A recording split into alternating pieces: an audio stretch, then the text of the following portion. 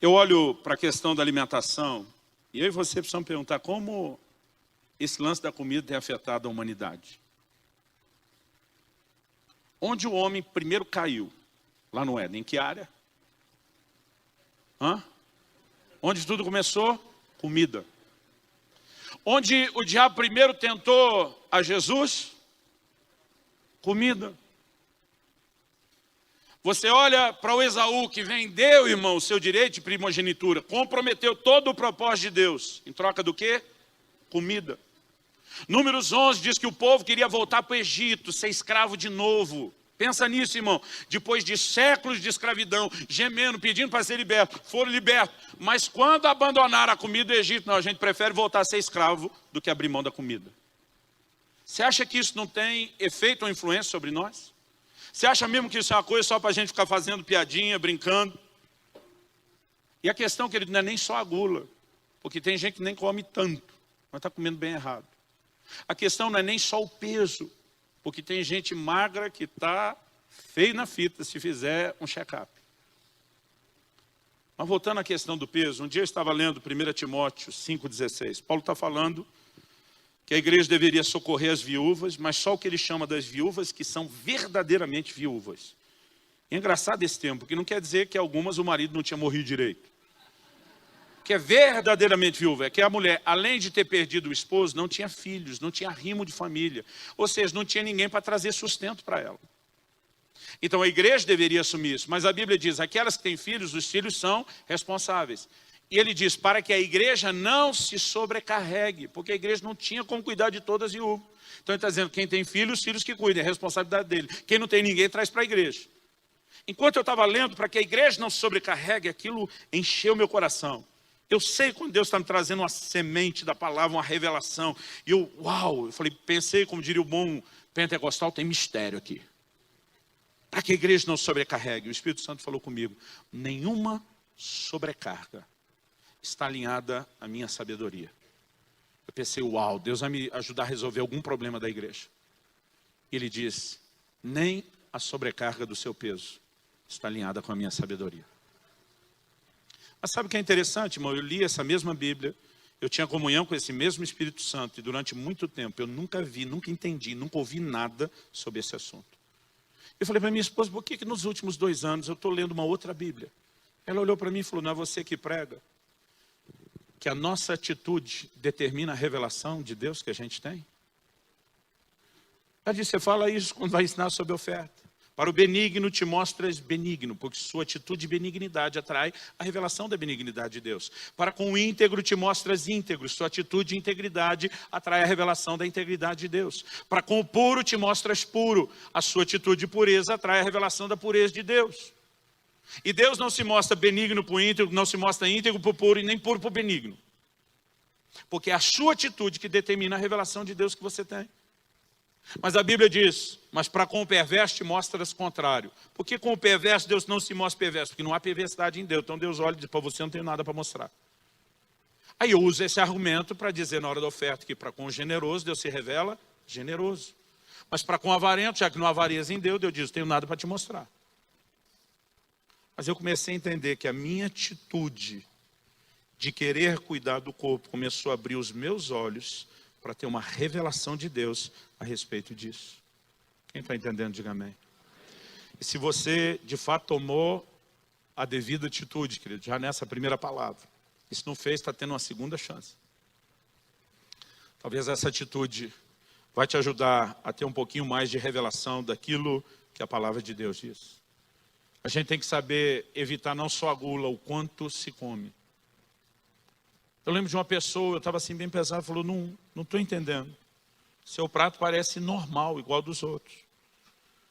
Eu pensei, ainda bem que ela não está vendo todas as refeições, nem a quantidade de vezes que eu como nos intervalos, e nem os momentos que eu meti o pé na jaca. Mas eu olho para alguns momentos, querido, onde de fato o problema não era a quantidade, mas a bagunça que era feita na qualidade.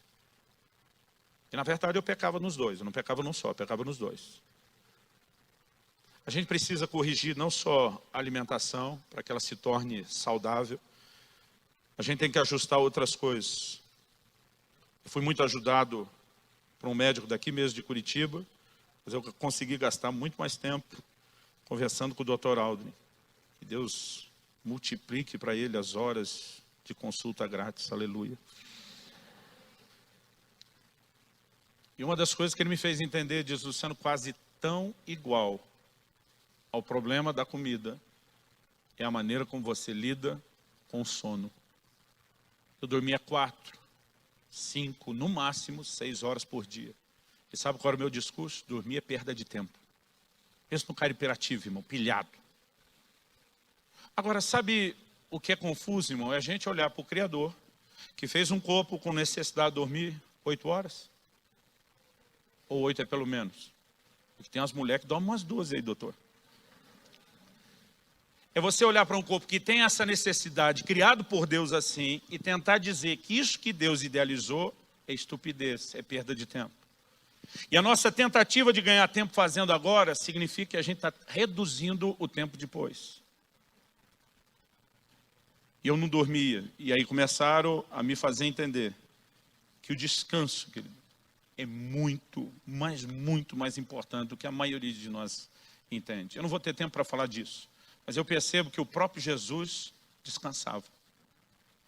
Eu percebo que Jesus, Mateus capítulo 6, diz que os apóstolos vieram prestar conta de tudo que tinha acontecido. Está um mover tremendo de Deus, o ministério bombando. A Bíblia diz, eram tantos os que iam e vinham, que eles não tinham tempo nem para comer. Jesus para o avivamento todo e diz, venham para um lugar à parte. Vamos descansar. Você consegue imaginar isso? Que o próprio Jesus diz, ei, até o avivamento pode esperar. Vamos descansar. O descanso é bíblico, Deus estabeleceu isso. Mas a gente não respeita o descanso, não respeita o sono. Eu lembro de uma época que a turma me cobrava exercício físico, pastor, o senhor ficou muito sedentário. Precisa se exercitar. Eu dizia, não, a Bíblia diz que o exercício físico para nada aproveita. E o pior, irmão, que eu volto a ler a Bíblia hoje, não é bem isso que estava escrito. Você quer dar uma olhadinha lá comigo? Primeira carta de Paulo a Timóteo, capítulo 4. O apóstolo Paulo está apresentando alguns valores, e a gente precisa enxergar aqui o quadro maior. No versículo 7, ele diz assim, na metade do versículo, exercita-te pessoalmente na piedade. Qual é o assunto que ele está falando? Piedade. Mas ele usa a ilustração do exercício, assim como tem exercício físico, tem um exercício na piedade. Ele diz, pois o exercício físico para pouco é proveitoso. Ele não diz para nada é proveitoso, ele diz para pouco. Agora vamos pensar o que é esse pouco. Mas a piedade para tudo é proveitosa, porque tem a promessa da vida, que agora é, e da que há de ser. Por que o exercício é pouco proveitoso? Porque ele é só para a vida que agora é, não é para que há de ser. A piedade é mais proveitosa porque ela é para agora e também é para a eternidade. Então ela está acima do exercício. Mas ele não está dizendo que o exercício não tem utilidade. E mais, ele não está falando do sedentário que não fazia nada, que tem que começar a fazer o mínimo. Ele está falando para uma cultura, irmão, que a turma não andava de ônibus, pouca gente andava em cima do lombo de um animal, de uma carroça, proporcionalmente falando. A maioria já andava a pé. Ninguém era sedentário. E quando ele está falando do exercício, ele não está nem falando do dia a dia deles. Está falando da cultura dos gregos, que era forte dos romanos, de se exercitar muito além do normal. Ainda assim, ele está dizendo que tem proveito para a vida que agora é. Mas a gente decidiu inventar a ideia de que isso não tem importância. Se alimentar direito, dormir, comer, nada disso é importante. E a gente, por espiritualizar demais, está abortando o plano de Deus, o tempo de Deus, e até mesmo a qualidade, a forma de vivemos, para poder cumprir o plano e o propósito de Deus na nossa vida. A gente precisa rever todos esses cuidados.